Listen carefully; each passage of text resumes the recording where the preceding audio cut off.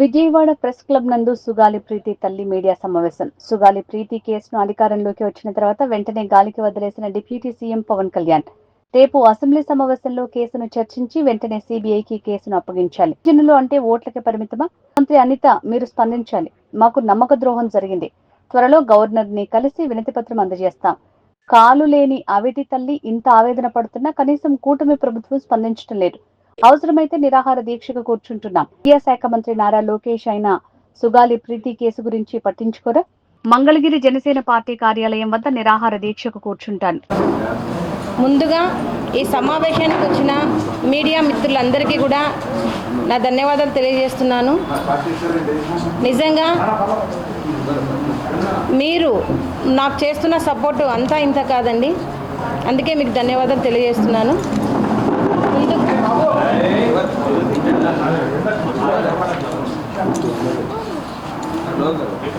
ఈ సమావేశాన్ని ఎందుకు ఇక్కడ ఏర్పాటు చేయాల్సి వచ్చింది అంటే, నా గిరిజన 14 సంవత్సరాల మైనర్ అయిన నా కూతురు సుగాలి ప్రీతి కట్టమంచి రామలింగారెడ్డి రెసిడెన్షియల్ హై స్కూల్లో 10వ తరగతి చదువుతుండగా అతి కిరాతనంగా అత్యాచారం చేసి హత్య చేసి ఆత్మహత్యగా చిత్రీకరించిన విషయం మీరందరికీ తెలిసిందే.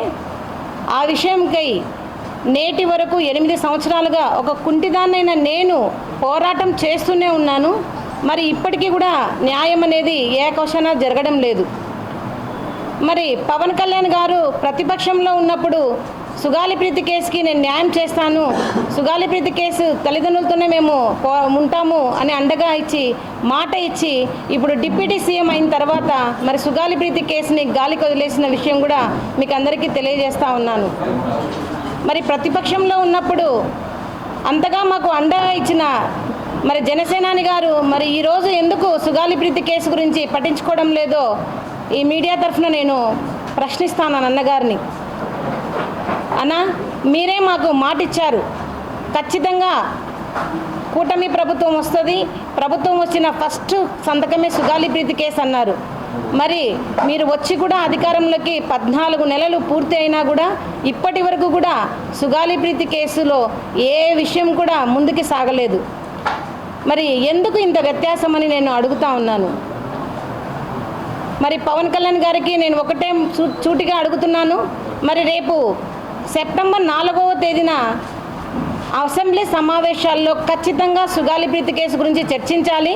మరి ఖచ్చితమైన నిర్ణయం తీసుకొని మరి కేంద్రం మీద ఒత్తిడి తెచ్చి సిబిఐకి అప్పగించాలి నా కేసుని, లేదా కనీసం ప్రత్యేక బృందంనైనా వేసి సిట్టుతో అయినా నా కూతురి కేసుకి హంతకులను మీరు శిక్షించాలి అని కోరుతా ఉన్నాను. మరి అదేవిధంగా మరి ఈరోజు సేనాని గారు మరి సేనాతో సేనాని అని మీరు ఒక విస్తూర్ణమైన కార్యక్రమం పెట్టారు. మరి సుగాలి ప్రీతి కేసుకు మాట ఇచ్చి ఎందుకు మరిచారని నేను అడుగుతా ఉన్నాను. మీరు ఎందుకు కేంద్రం మీద ఒత్తిడి తెచ్చి సిబిఐకి నా కేసును ఇప్పించలేకపోతున్నారని మేము ప్రశ్నిస్తూ ఉన్నామన్నా. మరి అదేవిధంగా డిప్యూటీ సీఎం పవన్ కళ్యాణ్ గారు చెప్పినప్పుడు హోమ్ మినిస్టర్ అనిత గారి దగ్గర కూడా వెళ్ళి మా బాధను చెప్పుకోవడం జరిగింది.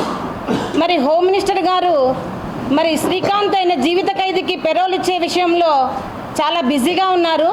మరి సుగాలి ప్రీతి కేసు అసలు కనపడడం లేదు. ఎందుకు ఇంత నిర్లక్ష్యం అని అడుగుతాను.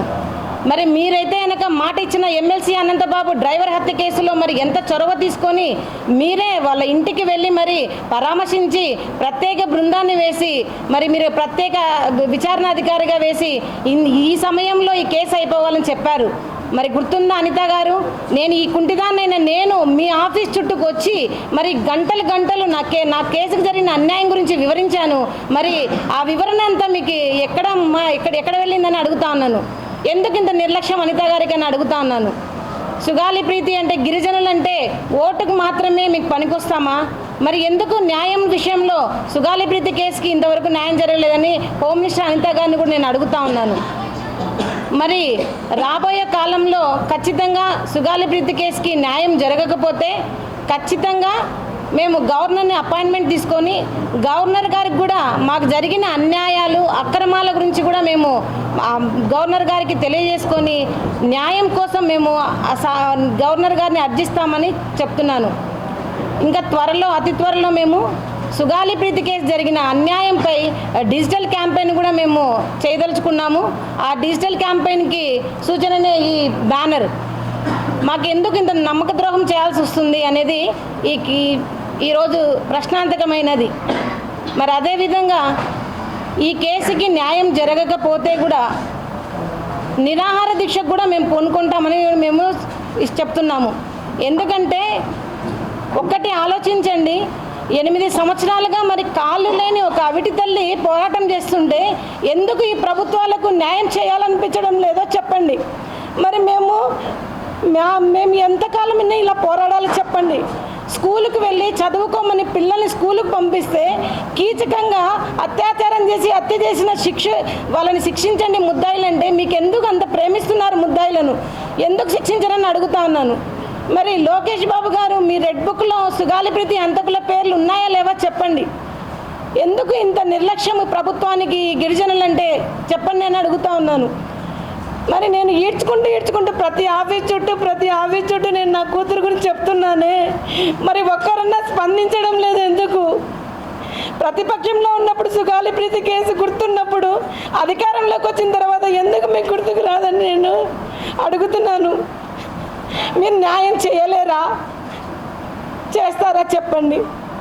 ఒకవేళ న్యాయం జరగని పక్షంలో నిజంగానే మంగళగిరి పార్టీ ఆఫీస్ దగ్గర, జనసేన పార్టీ ఆఫీస్ దగ్గర నేను ఆమరణ నిరాహార దీక్ష కూడా మేము పూనుకుంటాము.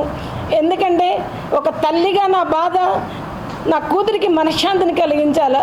ఆ మనశ్శాంతి కలిగించడానికి నేను ఎంత దూరమైనా పోరాటం చేస్తానని మీడియా ముఖంగా తెలియజేస్తున్నాము.